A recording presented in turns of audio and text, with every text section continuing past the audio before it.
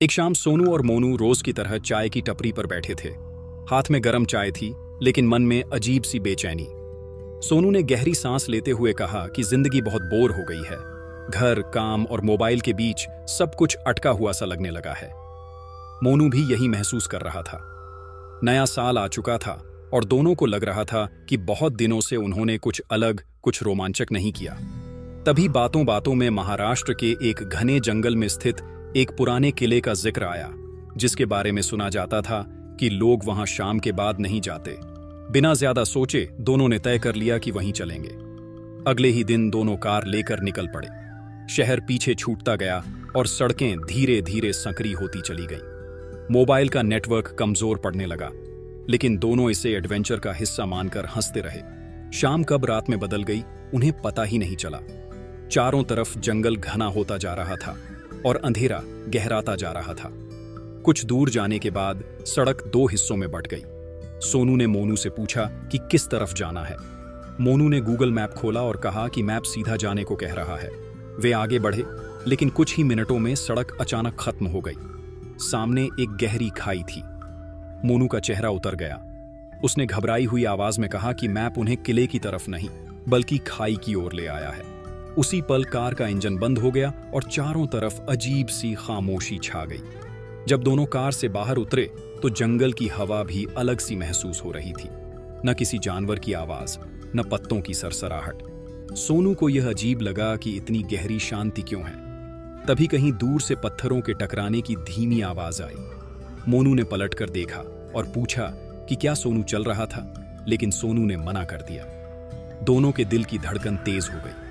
थोड़ी दूर पर पेड़ों के बीच से वही पुराना किला दिखाई देने लगा, टूटा फूटा, अंधेरे में डूबा हुआ। मोनू हैरान था, क्योंकि मैप ने इस किले का कोई जिक्र नहीं किया था। तभी अचानक कार के दरवाजे अपने आप लॉक हो गए। उस क्लिक की आवाज ने दोनों को अंदर तक हिला दिया। किले के अंदर कदम रखते ही हर आवाज कई गुना तेज लगने लगी। उनके कदमों की गूंज साफ सुनाई दे रही थी, लेकिन कभी कभी ऐसा लगता जैसे उनके साथ कोई और भी चल रहा हो। मोनू ने फुसफुसाकर पूछा कि क्या वे वाकई सिर्फ दो ही हैं? सोनू ने जवाब नहीं दिया। तभी दीवार पर दो परछाइयां दिखीं, लेकिन उनमें से एक परछाई अजीब तरह से हिल रही थी, जैसे वह किसी और की हो।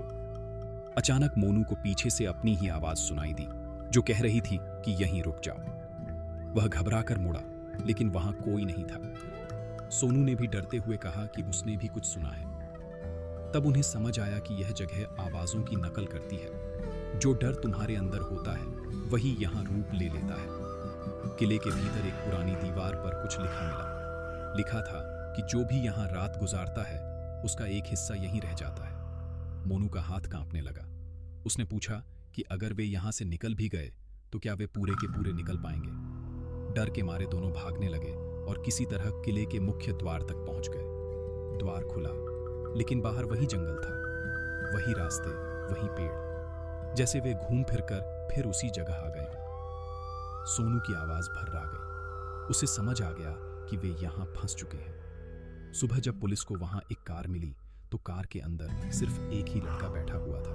पुलिस ने उससे उसके दोस्त के बारे में पूछा तो उसने हैरानी से कहा कि उसका कोई दोस्त नहीं है। कैमरा उसके चेहरे पर ठहर गया। उसकी परछाई में साफ दिख रहा था कि वहां दो लोग खड़े हैं। इस जंगल में लोग रास्ता भटक कर नहीं मरते। ये जंगल बस लोगों को कम कर देता है।